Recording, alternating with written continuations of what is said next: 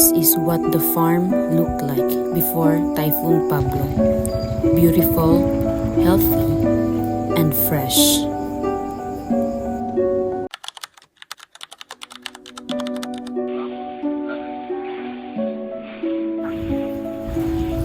Noong 2012, nanalasa si Bagyong Pablo sa Davao de Oro at nag-iwan ng matinding pinsala.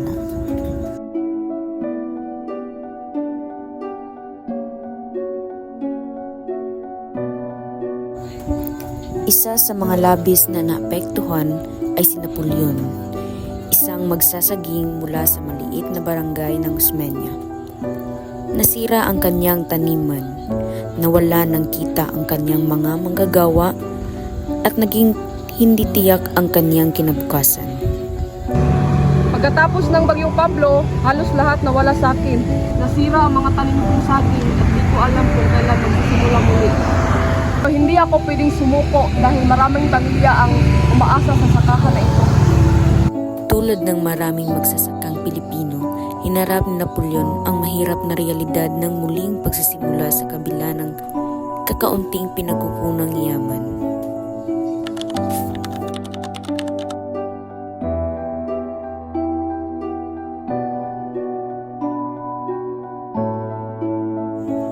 Buong determinasyong makabangon, pinalawak ni Napoleon ang uri ng kanyang pagsasaka.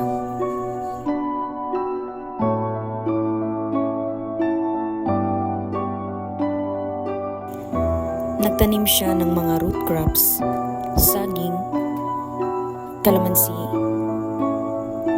at mais na kayang tumagal sa matinding panahon.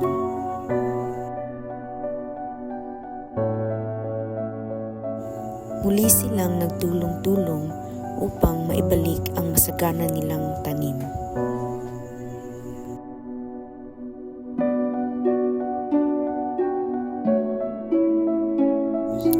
Kalaunan, nagbukas siya ng farm-to-table hub kung saan siya mismo ang direktang nagbebenta sa mga mamimili upang masiguro ang patas na presyo para sa kanyang mga benta.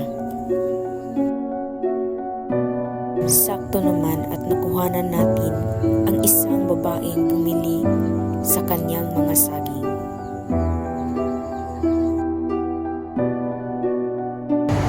Maraming pagbabago ang naganap nang direkta kaming nagbibenta sa mga tao. Mas malaki ang kita namin. Nagkaroon muli ng matatag na trabaho ang mga manggagawa ko. Hindi ito naging madali pero nagtagumpay naman.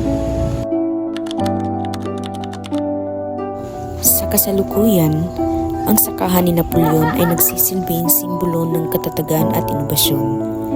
Ang kanyang desisyon mag-iba-iba ng pananim ay hindi lamang muling nagbigay buhay sa kanyang kabuhayan, kundi nagbigay rin ng tuloy-tuloy na pagkakakitaan para sa kanyang komunidad. Ang mga bata ay nagsisitakbuhan sa kanyang sakahan,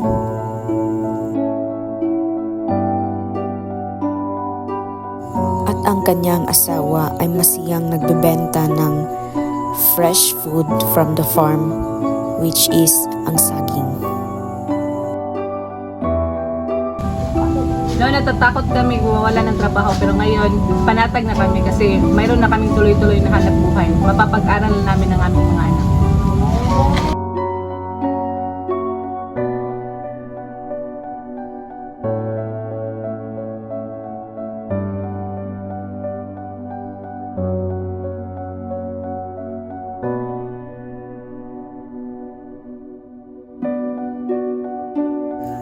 Mula sa pagkawasak ay sumibol ang panibagong pagbangon.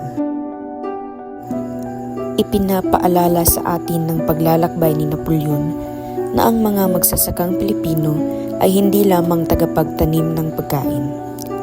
Sila ay mga tagapagtanim din ng pag-asa. Resilience grows where hope is planted. A story of Napoleon from Osmeña, Compostela, Davao de Oro.